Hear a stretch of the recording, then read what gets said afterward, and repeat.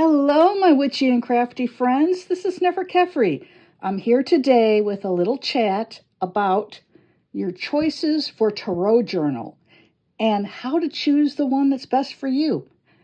I will first be talking about journals and journal brands I actually use on a regular basis.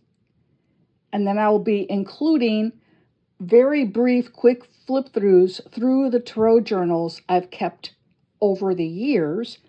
And the video will conclude with the Traveler's Journal notebook approach to tarot journaling, which is different than anything you would find in a spiral, softcover, or hardbound book.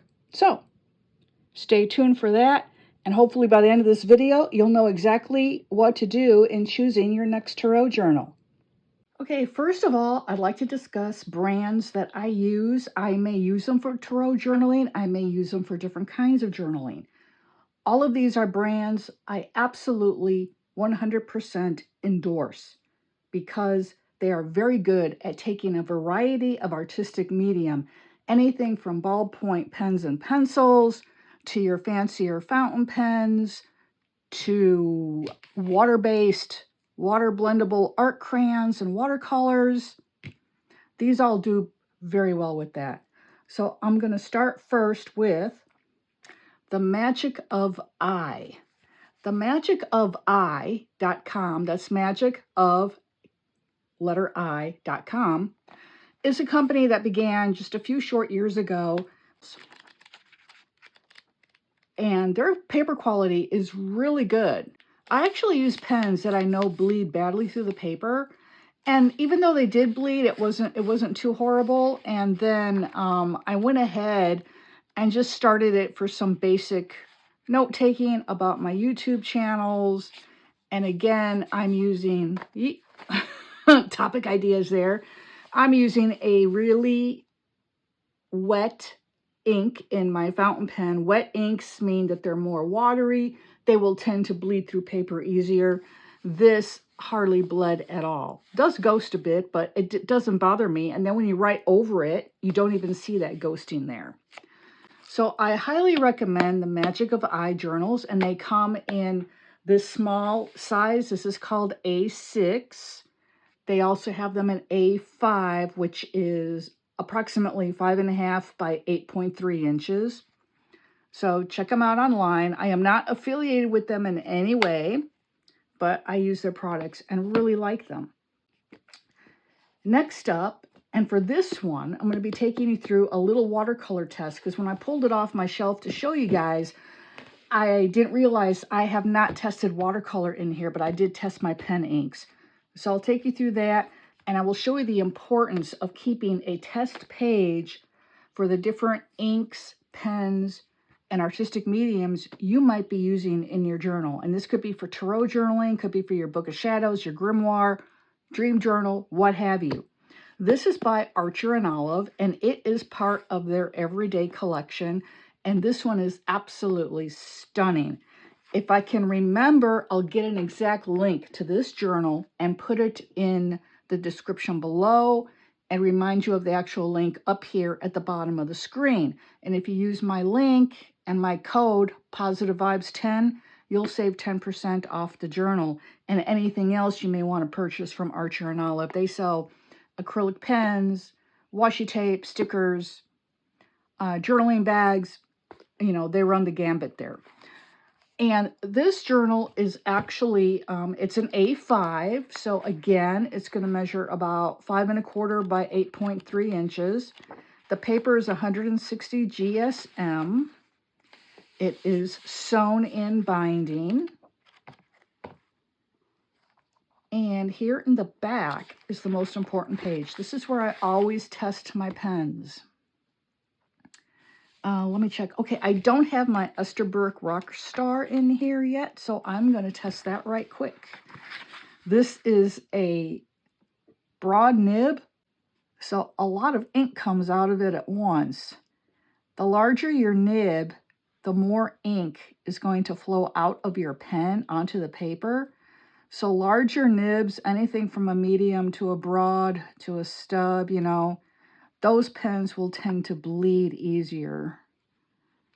This is the Rockstar. It is their collaboration with Ferris Wheel Press. I'm trying to write and talk at the same time, which hardly ever works out. And the ink in here is by Ferris Wheel Press, and it is called the Big Bang.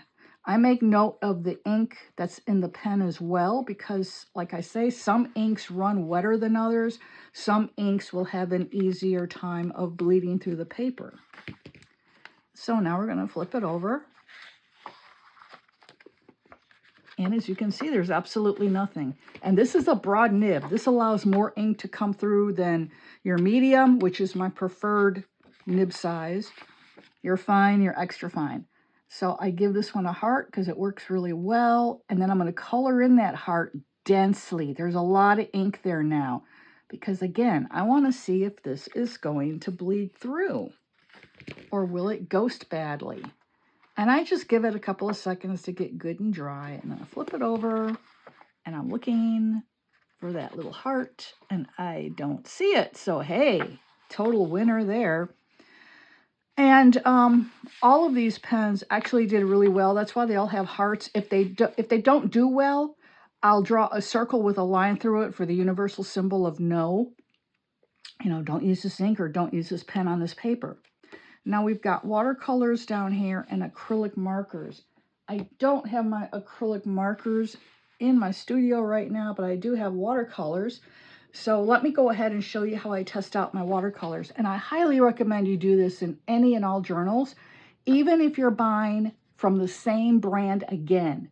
Say you love the brand and you return to them, you know, like me. I have numerous Archer on Olive journals. I am an affiliate with them. Like I said, I mentioned my affiliate code earlier. And you can't go wrong with their journals. But since the pandemic, paper quality has not been 100% consistent from journal batch to journal batch. I do not put that on Archer on Olive at all. It's the company that makes the paper that goes into their journals, and who knows who that is. But that emphasizes the importance of always creating a test page in every single one of your journals, whether they're from different companies or they're new journals you're buying from a favorite company. Always do this because then you're going to know exactly how everything behaves. Now let me get my water here and let me get some watercolors and I'll do my test down here. Okay, this right here is just my water container and I've got a water brush. There's an empty reservoir here and you fill it up to the fill line. And you can use it like a paintbrush and you don't have to constantly be dipping it into your water. I don't currently have water in it, and so I will just use it like a regular brush. Now what I do is I start with a really thick wash of just water. And then I always use dark colors because if anything's going to bleed through the paper, it'll be your darker colors. So I'm using whole bean, and that is, I can't read my own writing here. It's something violet. This will also show me how the paint will blend on the paper. And that one is Crimson Lake. And I'm going to use some Carmine here, which is just a lighter shade of red. Get some more. Now, as you can see, there's a lot of water on the paper. It's just, I'm trying to pick up the glare here on purpose. There we go. There's a lot of water there. I mean, there's a little puddle. The paint is starting to move. Who says watching paint dry is boring? Okay, I love it. Let me get, what is this one? This is ultramarine blue. Some more. I want to see how it blends to make a purple because red and blue make purple. And plus I like to paint a lot of galaxies, especially in my journals and my spiritual journals.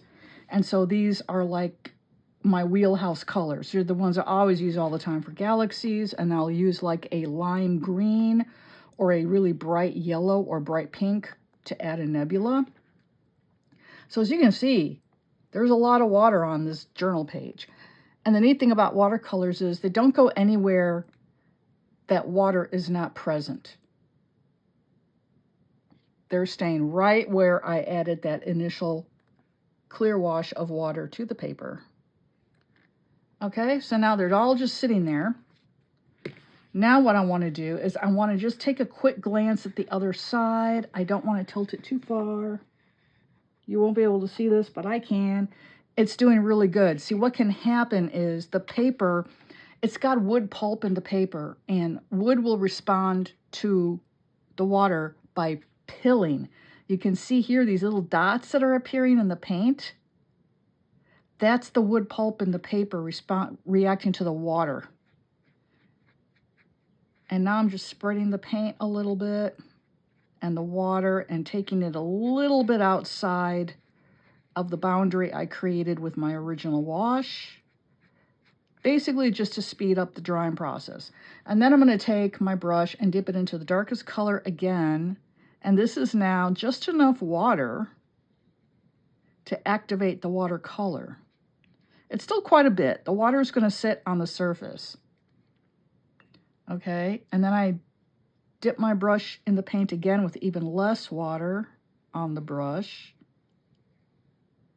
Wanted a little bit more pigment than that. And these tests will tell me, in my own weird little scale that I use, how the paper does with a whole lot of water, moderate water, very little. I will set this aside for a couple of minutes and we'll move on. This one is by 𝗵𝗽𝗶𝗹𝗃 Press. You can find them at their website. Their journals are on Amazon. 𝗵𝗽𝗶𝗃 Press is not very expensive, hence their middle name of Pauper. And I really, really like their paper. Their paper, it takes fountain pens just great. It does pretty good with watercolor if you use moderate amount of water. It's a very good nib.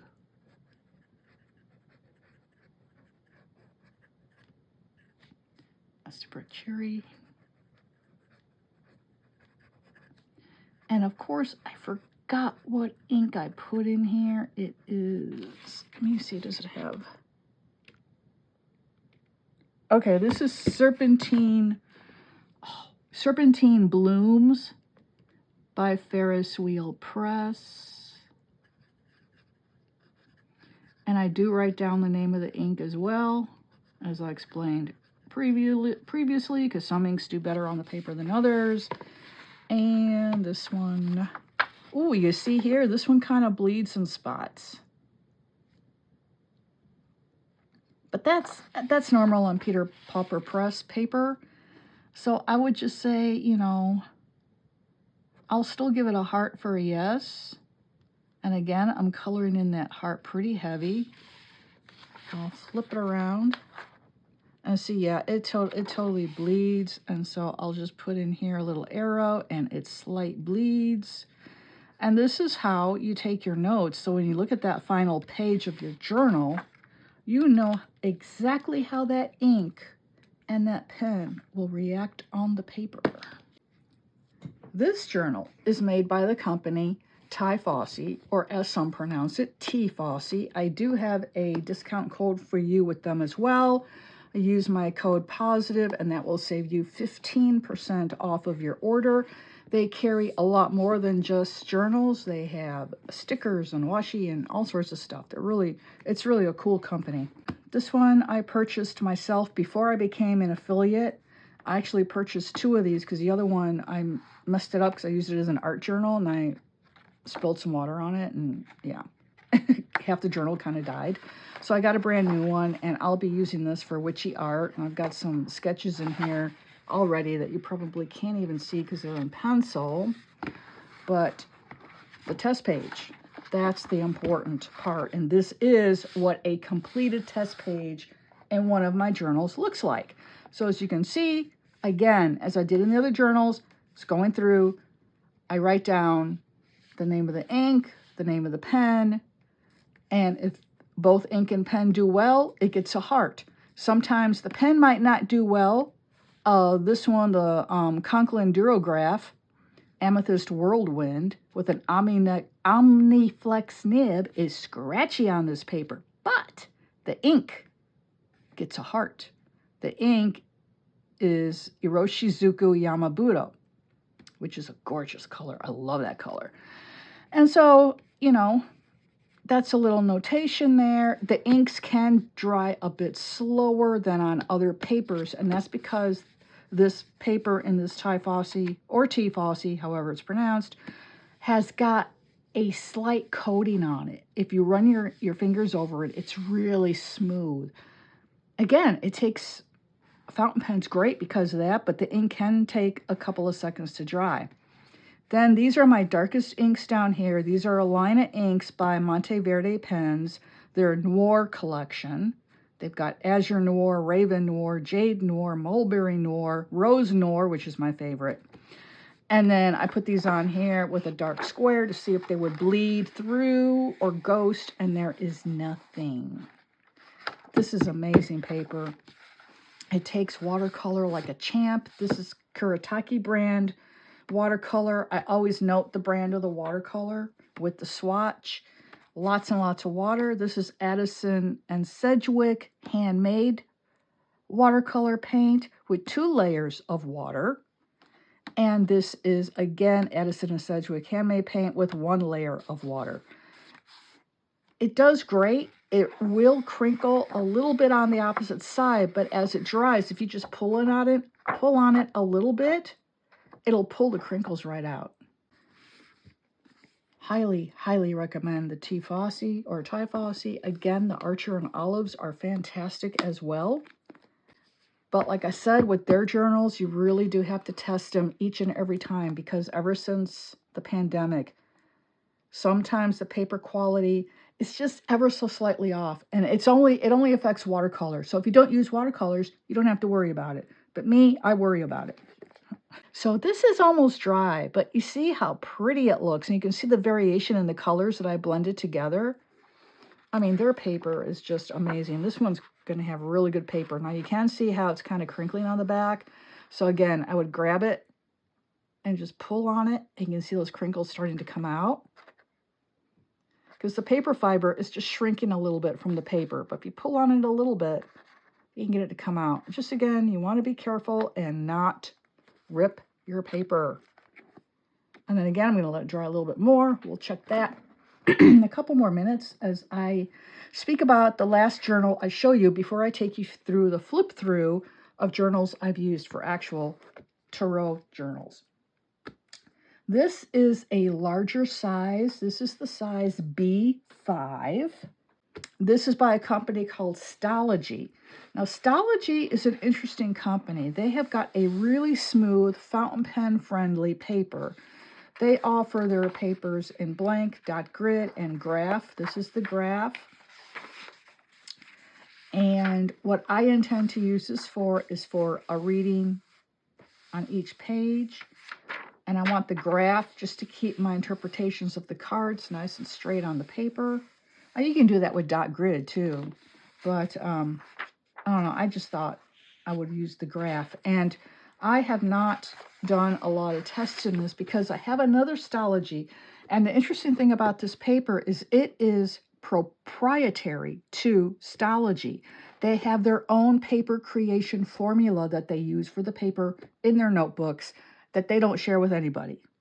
If you're into Japanese branded journals, the Hobonichi, the Tomoe River paper in the Hobonichis, it's very, very similar to that, but it's not Tomoe River paper. It's a little thicker, but it reacts great to all of my inks, except for Rose Noir by Monteverde. They got a sad face with tears in it because it bled through in my Monteverde pen, the MP1 in medium nib, and that's like one of my favorite pens. It's got my favorite ink in it, and I literally wanted to cry because I was thinking of using that for the whole journal. And if you flip it over, oh wait, this is the other page. Look at that. It was awful. The other pens did really well. So and the other inks. But that one just broke my heart. And you can get these on Amazon in various sizes. And then I just went through my collection of mystical ephemera and created the cover here with that. And if you want to see the process behind how I collage this cover and how I made my choices, not just for the pieces of ephemera I used, but for their placement on the cover, check out this video in the card up here. I will also try to remember to link to that video below. See, this is almost dry. The water is barely moving on the paper anymore. But as you can see, it's kind of pilling just a little bit, creating those little dots. But again, I like that. And sometimes with your pigments, that reaction is within the pigment itself. I bought this at Michael's craft store. They are a brand of, they're a chain of craft stores here in America. I have one 5 minutes from my home. My home has got such a primo location, I swear. Anyway, not good for my pocketbook, but there you go. Can't have everything. Now, I have not started in this. I did start taking some notes in it just today. This is going to be a mixed media art notebook. Taking notes from classes I watch online and just writing down the person's process and what order they add their artistic mediums to the paper. Because in mixed media, it's very important how you layer different types of paints and pencils and all that. Because some stuff will go well on top of other mediums and some don't. And so you need to know that. And then here's another note on another project. And then I went ahead and took a screenshot of her final project. I'm going to... Sorry about my dog. She must have had a nightmare. It sounds like she woke up from a nightmare. But the notes from her project, the screenshot of her project will go here. The notes from this other lady's project and the screenshot of her project will go here. And I don't copy their projects. I just use it as inspiration for my own. But here are my tests in the back. This journal costs $5 at Michael's.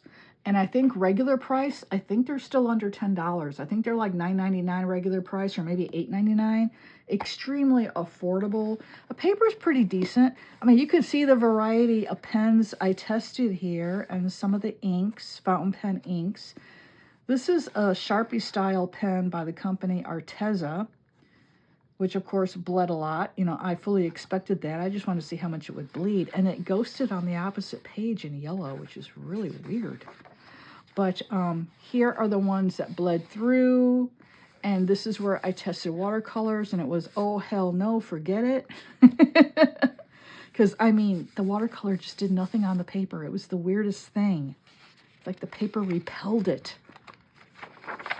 And then it bled through as well. So really, really crappy for watercolor.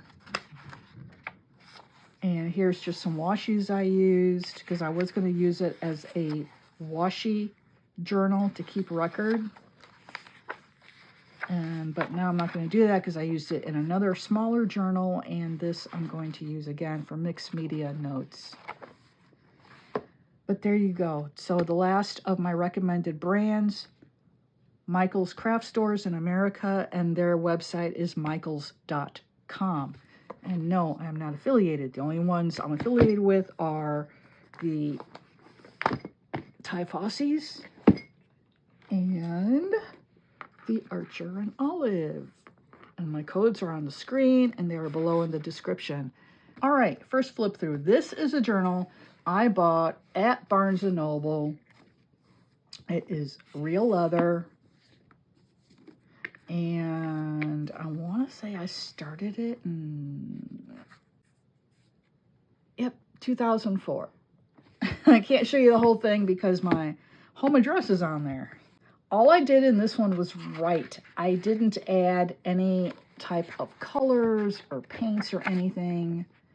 So it's got, you know, all of my readings in here, dating from, what was the first one dated? March 12th of 2004 through. I made it like almost halfway through, and then I got bored with it and bought another one. That's my problem. I get bored with using the same journal, and I'll buy another one. So I don't completely see.